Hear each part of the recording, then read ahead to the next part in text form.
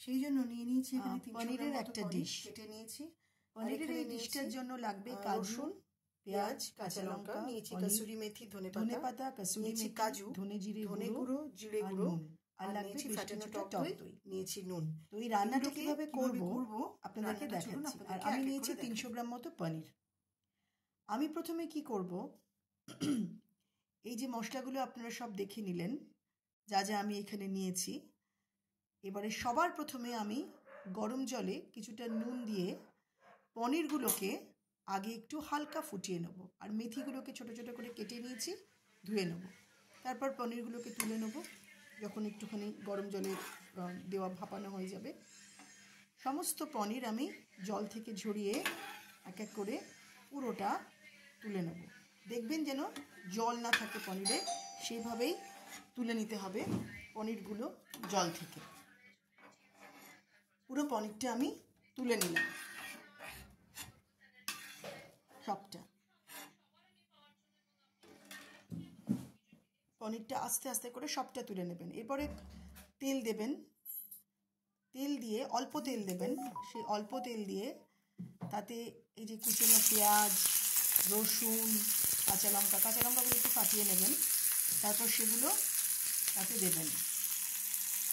পুরো যা যা যেগুলো আমি রেখেছিলাম কাঁচা মশলাগুলো, কাজুটা, তারপরে এখানে আমি কিন্তু আদা ব্যবহার করিনি। আমি রসুন দিয়েছি কিন্তু আমি আদা ব্যবহার করিনি। আর লঙ্কাগুলোকেও ফাটিয়ে নিলাম, লঙ্কাগুলোকে ফাটিয়ে নিয়ে দিলাম, পেঁয়াজ দিলাম, আর কাঁচা লঙ্কা দিলাম, আর রসুন দিলাম। এবার অল্প তেলে, খুব একটা বেশি তেল দেবো না, অল্প তেলে হালকা করে এগুলো একটুখানি ভেজে ভেজে নিতে হবে। পেঁয়াজ, রসুন, কাজু বাদাম আর কাঁচা লঙ্কাটা হালকা করে একটুখানি ভেজে নিতে হবে। বেশি তেল দেবেন না, অল্প তেল দেবেন। অল্প তেলে একটুখানি ভেজে নিতে হবে, একটু নেড়ে চেড়ে ভেজে নিতে হবে। লাল লাল করার দরকার নেই খুব একটা, পেঁয়াজটা মোটামুটি একটুখানি ভেজে নিলেই হবে। তারপরে ওই যা যা মশলা, কাজু বাদাম, পেঁয়াজ, কাঁচা লঙ্কা আর রসুনটাকে ভালো করে মিক্সিতে বেটে নেব। তার সাথে এই যে পনির, কয়েকটা টুকরো পনিরও দিয়ে দেবো। এই পনিরটা দিয়ে একসাথে খুব ভালো করে বেটে নিয়ে এরকম মিহি একটা পেস্ট বানিয়ে নেব। আর আগে যে পনিরগুলো রেখেছিলাম সেই পনিরগুলো একটু গরম জলে দেওয়ার পরে আমি হালকা একটুখানি তেলে ওগুলোকে ভেজে নিয়েছি। তারপরে এই কড়াইতে আবার তেল দিলাম, পুরো রান্নাটাই হোয়াইট অয়েলে করছি। তারপর প্রথমে দিলাম আমি মেথি, আমি এখানে কোনো ফোড়ন দিইনি, মেথি দিয়েছি। তারপর দিলাম ধনে জিরে গুঁড়ো। তারপরে ওই যে ফ্যাটানো যে পেস্টটা আমি করলাম, কাজু, পেঁয়াজ, রসুন, কাঁচা লঙ্কা, তার পেস্টটা এখানে দেব। সেই পেস্টটা দিয়ে এই মেথিটার সাথে খুব ভালো করে মিশিয়ে নাড়িয়ে নেব, খুব ভালো করে, একটা ঠিক হবে।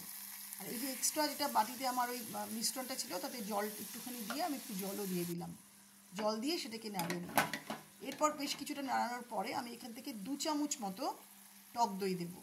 আমার টিস্পুনে 2 চামচ মতো ফেটিয়ে রাখা টক দই আমি আগে ফ্রিজ থেকে বার করে রেখেছিলাম, সেই টক দইটা আমি এটার মধ্যে দেবো।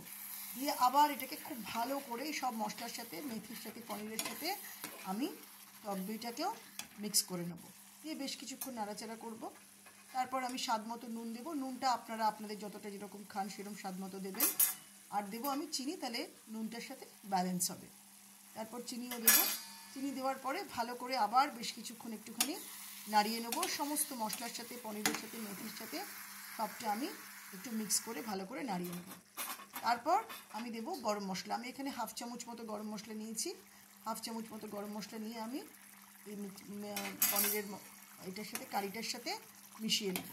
মিশিয়ে আবার ভালো করে মিক্স করে নাড়িয়ে নেব। প্রত্যেকটা মশলা দেবেন আর খুব ভালো করে মিক্স করবেন। এরপরে যেটা লাগবে এখানে কিছুটা দুধ। এটা যেহেতু মালাই পনির এক টাইপের, ওই জন্য এখানে আমি 1/2 গ্লাসেরও কম দুধ দিয়েছি। আর গ্যাসের আঁচটা একদম কমিয়ে দিতে হবে, কমিয়ে দিয়ে খুব সিমে আছে, খুব অল্প আছে, খুব ভালো করে এটাকে নাড়াতে হবে। নাড়িয়ে নাড়িয়ে বেশ কিছুক্ষণ ফুটবে, এটাকে খুব নাড়াতে হবে। তাহলেই হয়ে যাবে আমাদের মেথি মালাই পনির। আমার রান্নাটা কীরকম লাগলো বলবেন, বানাবেন, খাবেন। এটা রুটি, পরোটা, নান সবের সাথেই ভালো লাগবে। আশা করি আমার রান্নাটা ভালো লেগেছে। আর যদি ভালো লাগে তাহলে একটা লাইক, সাবস্ক্রাইব করবেন, কমেন্ট করতে একদম ভুলবেন না।